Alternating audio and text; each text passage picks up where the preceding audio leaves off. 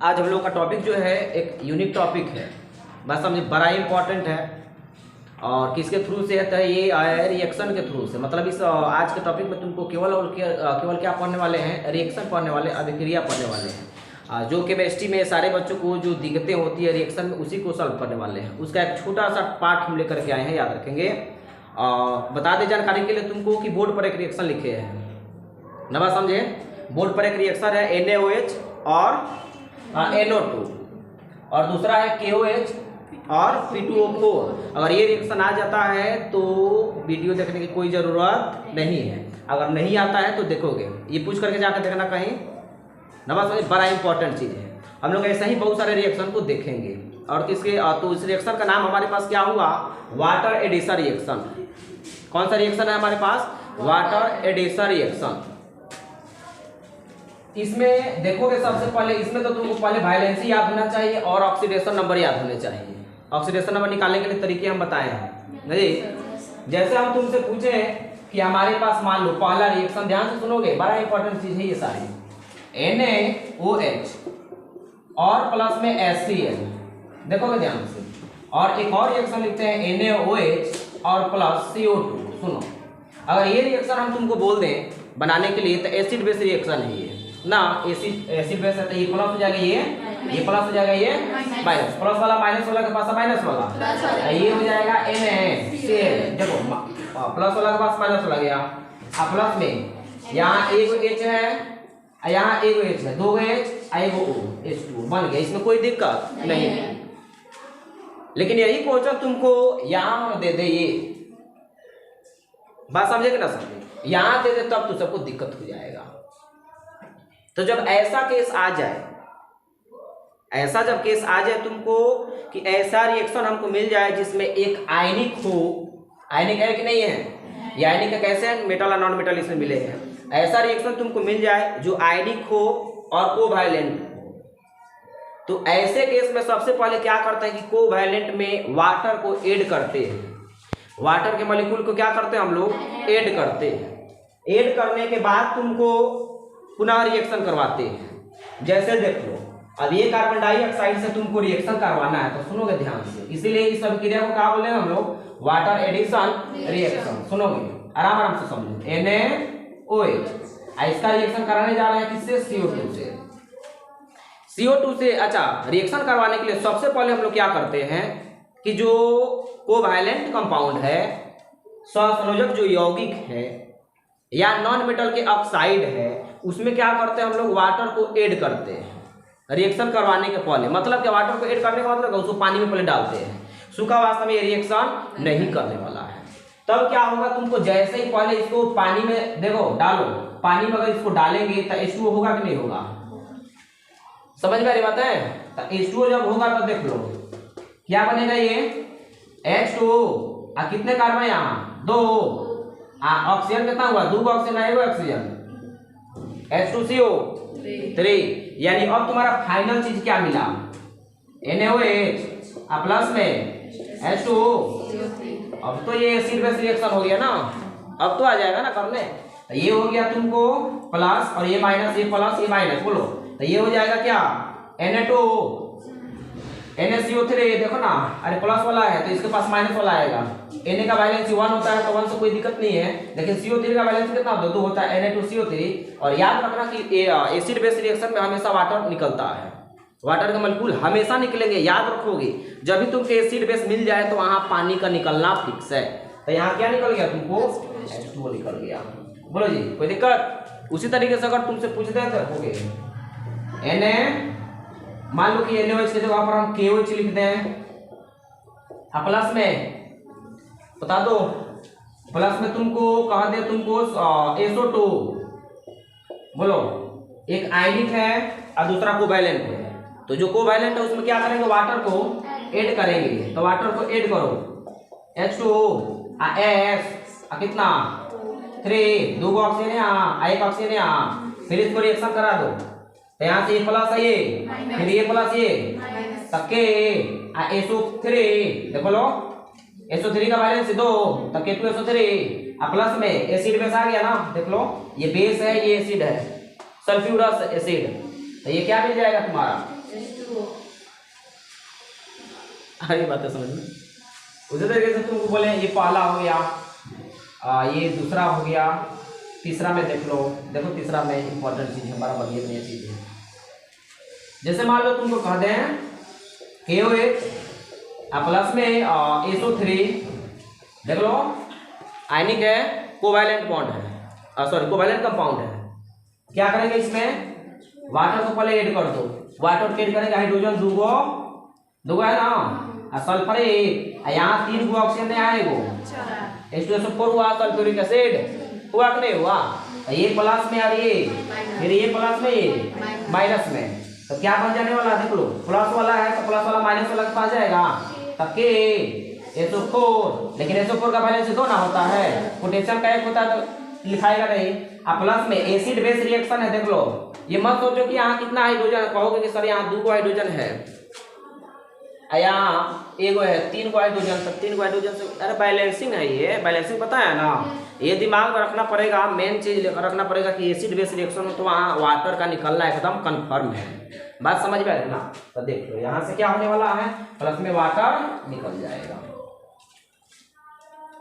Problem तब शुरू होता है, ये तो बड़ा आसान चीज था ना, प्रॉब्लम कब शुरू होगा, जब वही बात तुमको दे दिया जाए, देखोगे ध्यान से, बड़ा ही इंपॉर्टेंट 4th नंबर लिख रहे हैं हम। प्रॉब्लम हो जाएगा तुमको कब, जब हम यहाँ तुमको दे दें NaOH प्लस में N2O3,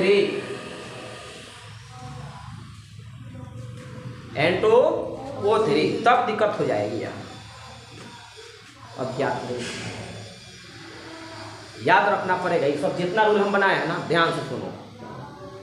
कोई भी नॉन मेटल का ऑक्साइड हो, कोई भी सुनो, कोई भी तुमको देखो तो यहाँ नॉन मेटल का ऑक्साइड हो, कोई भी नॉन मेटल का ऑक्साइड हो, अगर तुम इसको हाइड्रोलिसिस करते हो, मतलब हाइड्रोलिसिस, हाइड्रो मतलब जल होता है, लिसिस का मतलब जोड़ना होता है, अगर उसको तुम उसमें जल को डालते हो या जल से अभिक्रिया करता है, तो जितना अभिक्रिया करने के पहले उस ऑक्साइड में नॉन मेटल का ऑक्सीडेशन स्टेट होता है, उतना ही एसिड बनाता है, और वह एसिड बनाता है जिसमें उसका ऑक्सीकरण अवस्था जो है अभिक्रिया के पहले जो होता है। कुछ नहीं आया समझ में अभी जितना बोले हैं, सुनो ध्यान से, हमको कराना है सबसे पहले सुनो, तो जैसे नॉन मेटल के ऑक्साइड का हाइड्रोलिसिस करोगे, सुन लो ध्यान से हम क्या बता रहे हैं, नॉन मेटल के ऑक्साइड का हाइड्रोलिसिस जब करोगे ना, ये हो गया नॉन मेटल का ऑक्साइड का हाइड्रोलिसिस तुम करते हो, जल के जोड़नों का हाइड्रोलिसिस बोलते हैं, तो ये एकदम बनाएगा एसिड, अम्ल बनाएगा। क्या बनाने वाला है ये, एसिड बनाएगा। क्या बनाएगा ये, एसिड बनाएगा। सुनो क्या बनाएगा, और एसिड में तुमको ऐसा एसिड बनाएगा, ऐसा एसिड बनाएगा जिसमें अभिक्रिया के पहले नॉन मेटल का जो ऑक्सीडेशन स्टेट था वो नंबर, उसी ऑक्सीडेशन नंबर का एसिड बनाने वाला है। जैसे तुमको N2O3 का हाइड्रोलिसिस करना है, सुन लोगे ध्यान से, बड़ा बढ़िया बढ़िया ये सब चीज है। N2O3 का हाइड्रोलिसिस करना है, N2O3 का हाइड्रोलिसिस करना है, तो ये तो बनाएगा एसिड, लेकिन नाइट्रोजन के एसिड होते हैं, डिफरेंट प्रकार के होते हैं, तो कौन सा एसिड बनाए हम, एक होता है HNO3, याद है क्या, एक होता है HNO2, नाइट्रिक अम्ल और नाइट्रस अम्ल, याद है। तो 2 एसिड में से कौन सा एसिड बनेगा, ये तो दिक्कत है ना। अच्छा, सल्फ्यूरिक अम्ल के तनिक 5-7 को तनिक एसिड बताए हैं, सल्फर के पता है ना, पायरोसल्फ्यूरिक एसिड ना, मेटा, ये सब बहुत सारा चीज बताया। तो फास्फोरस के बहुत अधिक पता है, मेटा फास्फोरिक अम्ल ना, हाइपोफास्फोरिक एसिड ना, समझे। तो कौन सा एसिड लेंगे, तो यहाँ देख लो, नाइट्रोजन का ऑक्सीडेशन नंबर निकालो, तो नाइट्रोजन का ऑक्सीडेशन नंबर निकालोगे तो 2X, माइनस ऑक्सीजन का 2 -2 तो -6 बराबर, तो X बराबर 6/2, तो X बराबर प्लस, यानी नाइट्रोजन का वह एसिड बनने वाला है जिस एसिड में नाइट्रोजन का ऑक्सीडेशन नंबर +3 हो, तो वह एसिड का नाम क्या है, HNO2।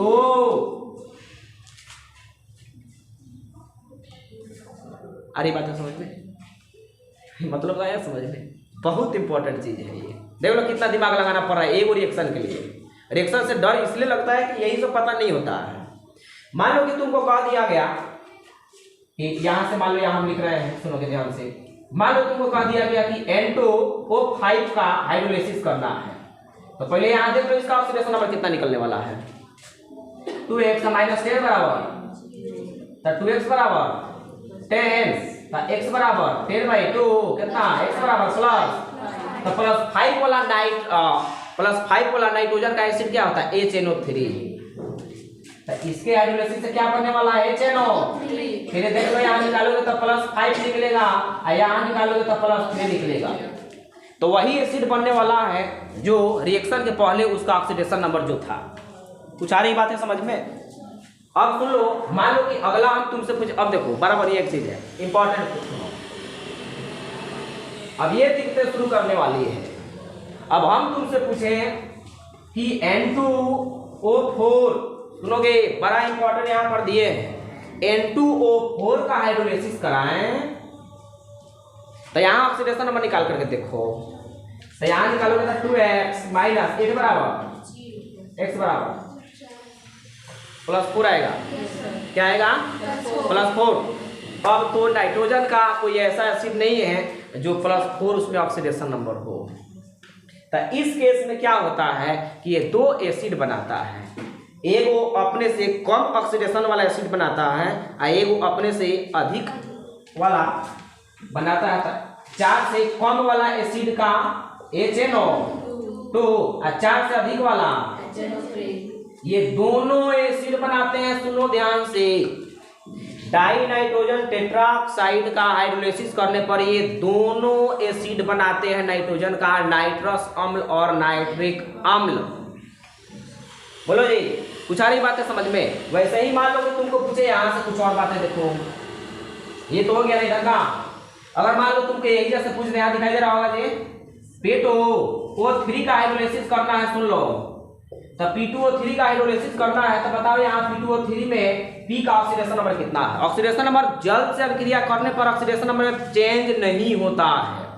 बस इतना होठ पर दिमाग में रखना ये सारी चीजें कि किसी भी चीज का रिएक्शन अगर जल से कराएंगे तो उसका ऑक्सीडेशन नंबर चेंज होने वाला नहीं है। कन्फर्म हो? सुनो, जैसे यहाँ जब निकालोगे ऑक्सीडेशन स्टेट पता है, तो ये 2x -6 यहाँ निकलेगा +3। तो फास्फोरस का कोई ऐसा एसिड का नाम बताओ जिसमें उसका ऑक्सीडेशन स्टेट +3 होता है, तो वही होता है फास्फोरस अम्ल H3PO3। H3PO3 तो ये क्या बनाने वाला है? H3PO3। उसी तरीके से अगर P2O5 का ले लें प्लस में इसका हाइड्रोलाइसिस कराएं तो यहाँ जब निकालोगे तो ये +5 के स्टेट में आएगा। निकाल करके देखो ना, 2x - 10 बराबर 0, तो x बराबर 10/2 +5, तो +5 वाला फास्फोरस का एसिड फास्फोरिक अम्ल, देख लो यहाँ ये +5 के स्टेट में है, तो फास्फोरिक अम्ल का फार्मूला H3PO4 यहाँ जब निकालोगे तो ये +5 के स्टेट में मिलेगा। कुछ नहीं आ रहा है समझ में? आ रहा है समझ में? ये सब पीछे वाला चीज याद होगा तबे बनने वाला है ये सब चीज। अच्छा, उसके बाद हम तुमसे पूछे कि P2O4 के बारे में क्या ख्याल है। देखो एकदम किसके तरह है ये? तो इसके तरह है। कहाँ गया ये? इसके तरह है, +4 वाला है। तो जब +4 वाला केस आ जाए तुमको, तो +4 वाला केस में क्या करते हैं कि दोनों एसिड को बनाते हैं, दोनों एसिड को बनाते हैं। तो एगो यहाँ +4 के स्टेट में होगा, तो +4 के स्टेट में होगा तो एगो कम वाला बनाएगा, एगो तो कम वाला में तुमको हो जाएगा H3PO3 और ज्यादा वाला में H3PO4। बोलो जी, अब आ रही बात है समझ में? अब जो है इतना जानने के बाद तुमको अब देखो रिएक्शन ध्यान से सुनो, कहाँ रिएक्शन दिए हैं, तो ये रिएक्शन दिए हैं, देखो बात समझे? तो हम चाहेंगे कि पहले नोट करो इसको। चलो जी, रिएक्शन देखोगे ध्यान से। अब रिएक्शन देखना, यहाँ जो रिएक्शन लिखे हैं यहाँ लिख रहे हैं हम क्या, N2O4 इसका हाइड्रोलाइसिस, इसका रिएक्शन कराते हैं NaOH से क्या, N2O3। देखोगे ध्यान से, तो ये दोनों एसिड बनाने वाला है। पहले इसका हाइड्रोलाइसिस करेगा ना, तो दो एसिड कौन कौन बना रहा है? देखो जी, कौन कौन बना रहा है ये? इसका एसिडिफाई करेंगे तो ये जल से रिएक्ट करके क्या बनाया है N2O3 बोलो HNO। अब डायरेक्ट हम लिख रहे हैं, वहां तो बनाइए दिए तो समझ गए ना। तो ये जल से जब रिएक्शन का नहीं, सब बात तुम्हारा समझ रहे नहीं समझ रहा आ रहा समझ में। जैसे मान लो हम तुमसे पूछे कि ये जो बनाएगा तुमको N2O3 तो इसका हाइड्रोलाइसिस करोगे ना पहले। तो ये जब हाइड्रोलाइसिस करेगा तो रियलिटी में क्या बनाएगा NaOH प्लस में HNO 2 बोलो जी। तो ये प्लस और ये प्लस ये बताओ NaNO2 प्लस में कोई दिक्कत। आगे देखो, आगे हम तुमसे पूछे कि अगर NaOH प्लस में N2O5 तो इसका रिएक्शन जब कराओगे तो क्या बनेगा HNO3। तो ये प्लस और ये प्लस ये तो ये क्या बनेगा NaNO3 प्लस में नहीं आया समझ में। यही रिएक्शन है ध्यान से, जिसमें लोगों को पसीना छूटा करता है, याद रखोगे। अब देखो दूसरा P2, अच्छा देखो इसका और देखो ध्यान से N2O4 रिएक्शन करवा दे किससे, कहोगे कि सर KOH ले लीजिए लो प्लस में N2O4 रिएक्शन करवाएंगे तो क्या बनेगा KOH। इसमें दोनों एसिड बनेंगे HNO2 एक HNO3 बोलो जी बनेगा ना, क्या बनेगा HNO। तो इसमें दो कंपाउंड, एक पोटेशियम जो है NO2 के साथ जाएगा और दूसरा पोटेशियम NO3 तो KNO2 प्लस में KNO3 प्लस में नहीं समझ यही सब रिएक्शन है। बात बुझा ना बुझा रहा है, कहेंगे कहाँ करके फंस गए यहाँ फिजिक्स में ठीक था। चलो मुझे ध्यान दो। आगे देखो तो अब हम तुमसे पूछे NaOH। अब नहीं करेगा कोई पढ़ाने के रिएक्शन बोलो जी P2 फिर इसका हाइड्रोलाइसिस करेगा तो क्या जल जोड़ेगा ना जी। जल जोड़ने के बाद ये क्या बनेगा NaOH प्लस में H3 देख लो वहां से PO3 तो यहाँ से करेगा ना जी। तो ये प्लस ये प्लस ये तब बताओ PO3 का बैलेंस 3 होता है, 3 लगा दो प्लस में क्या निकलने वाला एसिड बेस रिएक्शन है बोलो। उसके बाद हम तुमसे पूछे हैं NaOH प्लस में P2O5 बोलो प्लस H2O तो ये क्या बनाने वाला है, तो ये बनाएगा तुमको NaOH प्लस में H3PO4 बोलो जी। तो ये प्लस ये माइनस ये प्लस ये तो बताओ NaPO4 तो इसका 3 PO4 का बैलेंस 3 प्लस में बोलो। अब इसी तरीके से अगर ले लें तुमको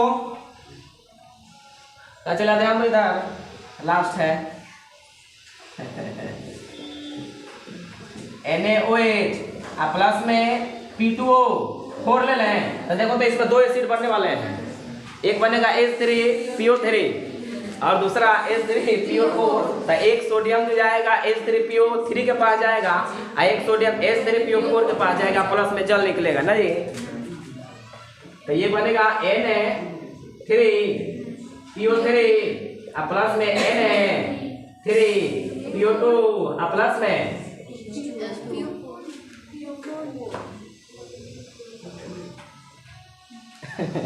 अब ये तुम्हारा रिएक्शन का पैटर्न है।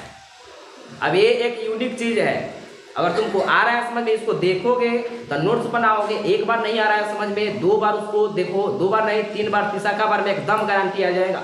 बेटा गारंटी ले रहा है कि आ जाएगा समझ में। ओकरा बाद नहीं आ रहा है समझ में तो पढ़ाई छोड़ देने की जरूरत है ना, समझे छोड़ दो पढ़ाई ना समझे, कोई जरूरत नहीं है पढ़ने का ना समझे ना। तो ये एक स्पेशल रिएक्शन है, देखोगे एकदम यूनिक रिएक्शन है, याद रखेंगे। ये जो है जेई से लेकर के नीट तक तुमको जितना कॉम्पिटेटिव एग्जाम होगा तो उसमें बहुत अधिक पूछा करता है, जबकि 12 में भी टॉपिक है तुमको, लेकिन रिएक्शन नहीं है टॉपिक जरूर। मतलब ये केवल ऑक्साइड का हाइड्रोलाइसिस करना है, वहाँ रिएक्शन तुमको ऐसे नहीं मिलने वाला है। बात समझ में आ रही ना। तो ये हमको लगता है कि सब आया होगा समझ में ना, बात समझे। और नहीं आएगा समझ में तो हम है फिर से समझाने का प्रयास करेंगे। तब तक के लिए जय हिंद जय भारत।